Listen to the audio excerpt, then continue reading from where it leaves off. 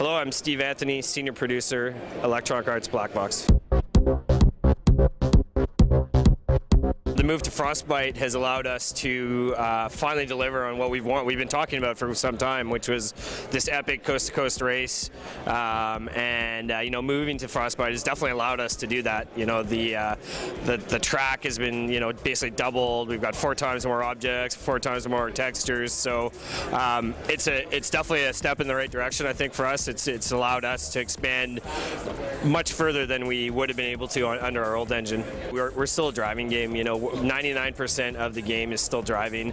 The way we look at the quick time events, there are little beats in the story where basically Jack will lose his car or have his car taken away, and basically he needs to get into another car. And so from a creative standpoint, what we wanted to do is basically give the players a gameplay experience as opposed to watching an NIS. So I have no doubt that when people pick up the game and play it for the first time and play the entire story mode, they'll see how few of these events actually happen, and I think it'll be a non-issue at that point. I think we should be careful about how much we emphasize the story, because I think at the end of the day, we are a narrative light in terms of our game isn't about a massive story or 2 hours of story.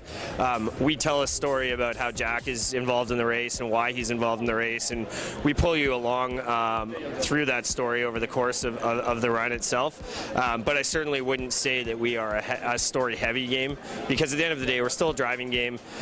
Driving fans generally want to drive, obviously, so our story is really just to put context and provide the fiction for why Jack's in this race, and then we let you do the driving, and that's the base, obviously, of the game itself. The most challenging track in the game is probably Smoky Mountain.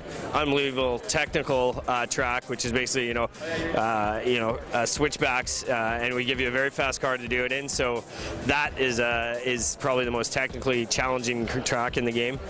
My favorite tracks are actually some of the tracks in the plains. I just think it's a weird place that you wouldn't necessarily think of great drives, but when you play them, they're some of the best drives in our game, and so we play them over and over. It's one of the events we've shown here today as well. I think we need to see how it does and get it out. I think this has potential. I think it's a great concept, but I think we need to see how it does, and then we'll come back and take some time off, and then we'll kind of regather our thoughts.